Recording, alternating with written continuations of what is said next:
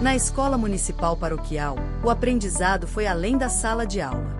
Com a presença do DIM Trans e da Tropical Motos, com o instrutor de pilotagem Fabrício Pinheiro, as crianças vivenciaram um dia de descoberta sobre como tornar o trânsito um lugar mais seguro para todos.